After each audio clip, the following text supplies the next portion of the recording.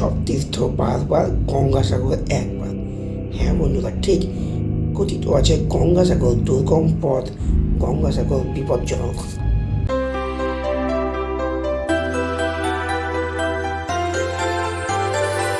তো বন্ধুরা, ফাইনালি আমি এখন কৃষ্ণনগর স্টেশন চলে এসেছি। এখন বাজে সকাল 6:10। আর রাস্তায় এত কুয়াশা ছিল। তো গত বছর আজকের দিনে কোথায় গেলাম সেটা একটু বলো। আর আজকে রাস্তায় কুয়াশাটা গত বছরের তুলনায় একটু কম আছে। তো চলো, আর 5 মিনিট পরে ট্রেনে উঠে দেখা হচ্ছে রানা শিয়াল লাগিয়ে। তো চলো। তো বন্ধুরা, আমার এখান থেকে শুরু হচ্ছে 2024 সালের গঙ্গাসাগর ভ্রমণ কীভাবে সহজে করা যায় সেই বিষয়ে। তো বন্ধুরা, আমি এখন শিয়ালদা স্টেশনে আছি। শিয়ালদা থেকে আমি এখন সাউথ লাইনে যাচ্ছি, লক্ষ্মীকান্তপুর লোকাল ধরবো। তো চলো, লক্ষ্মীকান্তপুর লোকালে ট্রেন ধরে তোমাদের সঙ্গে অনেক কথা বলছি। চলো। হ্যালো বন্ধুরা, তোমরা সবাই কেমন আছো? আশা করি সবাই ভালো আছো, সুস্থ আছো।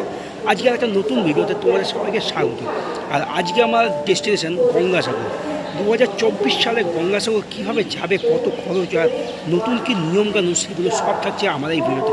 তো বন্ধু, স্কিপ না করে পুরো ভিডিওটা দেখো, সম্পূর্ণ ইনফরমেশান দেখতে থাকো। তো চলো বন্ধুরা, আমি এখন আছি শিয়ালদা সাউথ লাইনে আছি।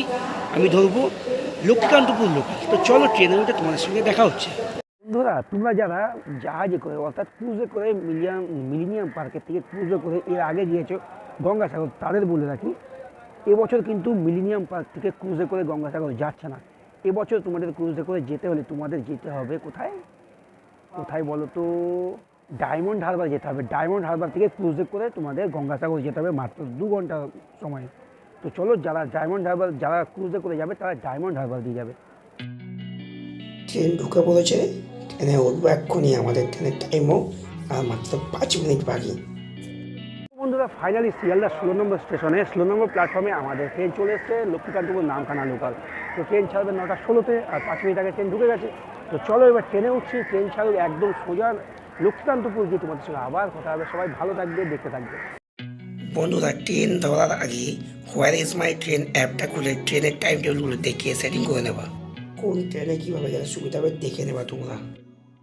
বন্ধুরা, hello hello hello hello hello হ্যাঁ বন্ধুরা, ঠান্ডা লেগে যায়, এত কথা বলতে পারছি না, তাও তোমাদের জন্য যাচ্ছি গঙ্গাসাগর ভিডিও করতে। আর এই মুহূর্তে আমি লক্ষ্মীকান্তপুরে দাঁড়িয়ে আছি। ট্রেনটা এখানে 5 মিনিট দাঁড়াচ্ছি।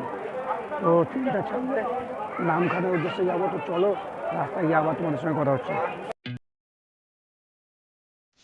ডাইরেক্ট শিয়ালদা থেকে কাকদ্বীপে পাবা না, তোমার লক্ষ্মীকান্তপুর সার্চ করবা, তারপর লক্ষ্মীকান্তপুর থেকে নামখানা সার্চ করে কাকদ্বীপে আসবা। কীভাবে আসতে হবে সমস্ত ডিটেলস আমার এই ভিডিওতে থাকছে। তো বন্ধুরা, ফাইনালি ট্রেন থেকে নেমে পড়েছি, আর ট্রেন চলে যাচ্ছে আমাদের সামনে দিয়ে। তো আমরা এখন 2 নম্বর প্ল্যাটফর্ম থেকে বাইরে চলে যাচ্ছি। দেখতে পাচ্ছি বন্ধুরা, কাকদ্বীপ স্টেশন। যেরকম বন্ধুরা বাসে কলকাতাও যেতে যাও, তারা কলকাতার ধর্মতল থেকে বাস ধরবে, কাকদ্বীপের নতুন রাস্তা পর্যন্ত যাবে। সেখান থেকে পায়ে হেঁটে 5 মিনিটে লাগবে না, ভেতরে চলে যাবে। মাত্র বাস ভাড়া 80 টাকা, সময় লাগবে 4 থেকে 5 ঘন্টা।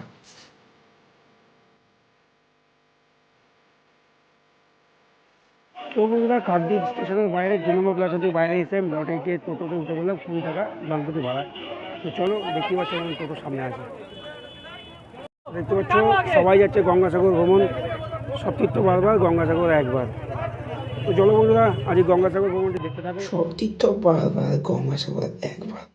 হ্যাঁ বন্ধুরা, এই কথাটা বলার কারণ আগেকার দিনে রাস্তাঘাট ছিল আলাদা। ছিল না কোনো পরিবহন ব্যবস্থা, ছিল না কোনো জলযোগের ব্যবস্থা। আর আজকালকার দিনে সমস্ত ট্রান্সপোর্টের ব্যবস্থা, জলযোগের ব্যবস্থা সমস্ত কিছু উন্নত হয়। আর সেই সব টেনশন নেই, অনায়াসে যাতায়াত করা যায় গঙ্গাসাগর। তাই এখন বহু দূর দূর থেকে লোক দেশ বিদেশ থেকে আসে এই গঙ্গাসাগর মেলায়। তাহলে স্টেশন থেকে এর পর্যন্ত ভাড়া কত? তোমার ফোন নাম্বারটা একটু বলো। ফোন নাম্বার একটু জোরে বলবো। হ্যাঁ, আমি কথা বলতে পারছি। 8944 হুম 011 আচ্ছা। দুজন। তো বন্ধুরা, ফাইনালি আমরা টোটো থেকে নেমে পড়লাম। টোটো থেকে নেমে এবার রাস্তা কভার করছি। রাস্তা ওপারে গিয়ে এখান থেকে হেঁটে যেতে হবে। তো চলো, দেখতে থাকো। বহু রাস্তা, বহু নদী পার করে আসতে হতো এই গঙ্গাসাগর মেলায়। তাই রাস্তাঘাটে অনেক দুর্ঘটনা ঘটতো, অনেক মানুষ প্রাণ হারাতো। তাই মানুষের মুখে প্রচলিত ছিল যে সব তীর্থ বারবার, গঙ্গাসাগর একবার। আর আজ রাস্তাঘাট গাড়ি ঘোড়া সব উন্নত হয়, কোনো অসুবিধা নেই। এটা টিকিট কাউন্টার ভ্যাসেলের।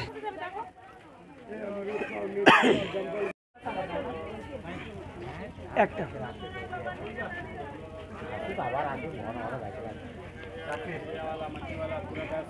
তো বন্ধুরা টিকিট কেটে নিয়েছি 9 টাকা একজনের, এবং ভ্যাসালে করে ওপারে যাও মোটামুটি 45 মিনিট সময় লাগে। তো বন্ধুরা দেখতে পাচ্ছ এই দর্শনার্থীরা তো ওপার থেকে গঙ্গাসাগর থেকে আসছে, রিটার্ন যাচ্ছে। আর এদিক দিয়ে যারা যাচ্ছে সবাই আজকে যাচ্ছে, আর ওদিক যারা আসছে তারা সব রিটার্ন করছে। আজ গঙ্গাসাগর খুব উন্নত একটা পরিবেশ।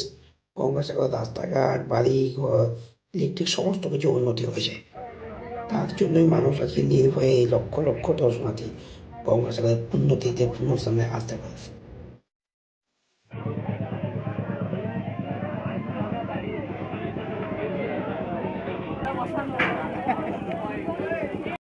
বন্ধুরা গঙ্গাসাগর আসার আগে একবার এই গঙ্গাসাগর ভ্যাসাল অ্যাপটি প্লে স্টোরে ডাউনলোড করে তাতে ভ্যাসালের টাইম টেবিলগুলো দেখে নেওয়া।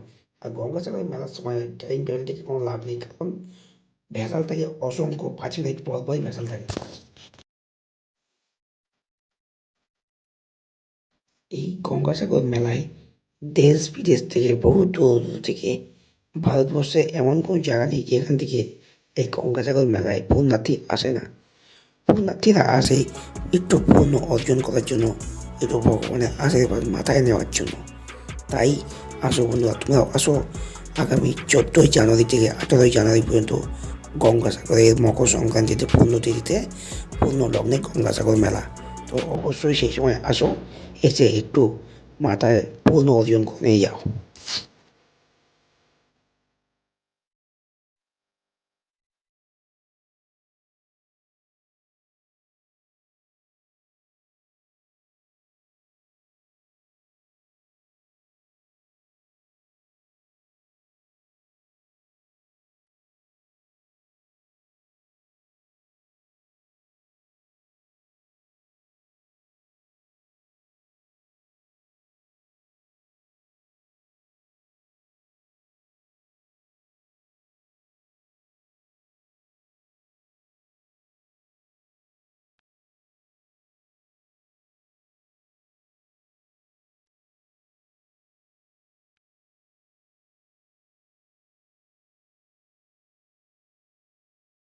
তো বন্ধুরা 2 মিনিট হাঁটার মতো এসেই দেখবে গাড়ি স্ট্যান্ড। এখান থেকে তোমরা গাড়ি রিজার্ভ করে হোক বা এমনি শেয়ার গাড়িতে হোক তোমরা গঙ্গাসাগর যেতে পারবে।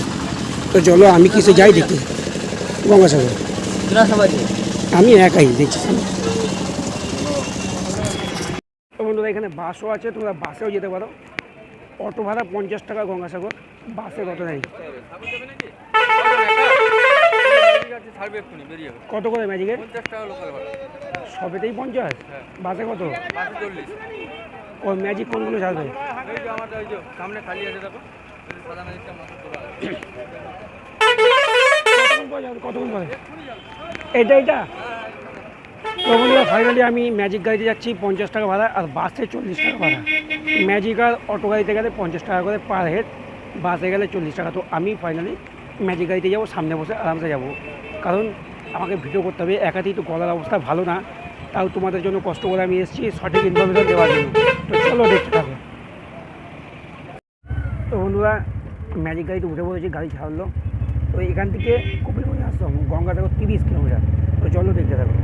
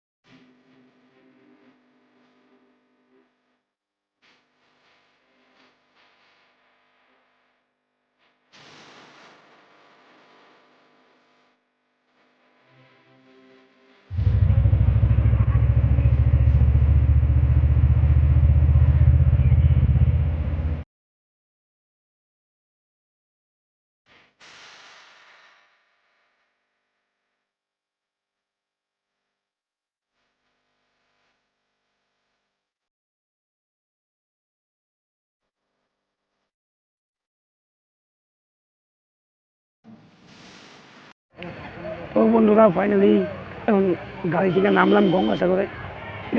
এটা হচ্ছে অটো স্ট্যান্ড। এখানে অটো, টোটো, বাস সমস্ত কিছু এখানে দাঁড়াবে। এখান থেকে তোমাদের যেতে হবে হেঁটে হোটেল বা গঙ্গাসাগর বা আমাদের যেখানে থাকার ব্যবস্থা আছে। তো চলো, আমার কোনো ব্যবস্থা নেই, আমাকে এখন ঘুরে এখানে ব্যবস্থা করতে হবে। তো চলো দেখতে থাকি।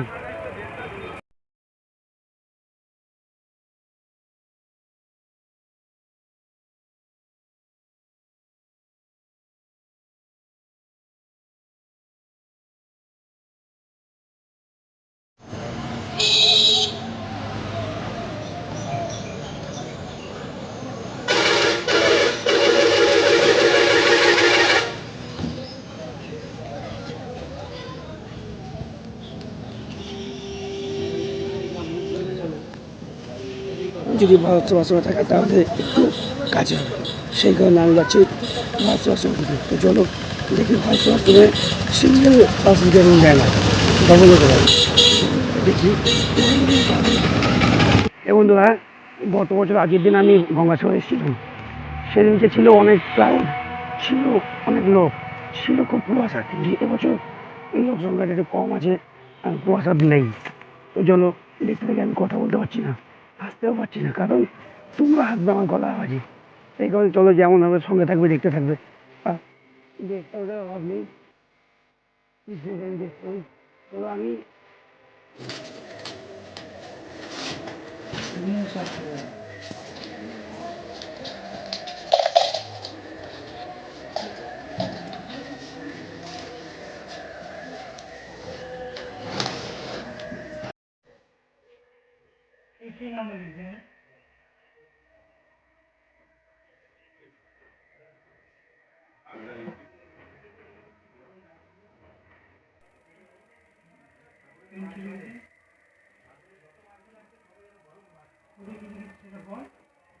তো বন্ধুরা, ফাইনালি আমি কপিলানন্দ মহারাজের আশ্রমে একটা ছোট্ট রুম পেয়ে গেছি।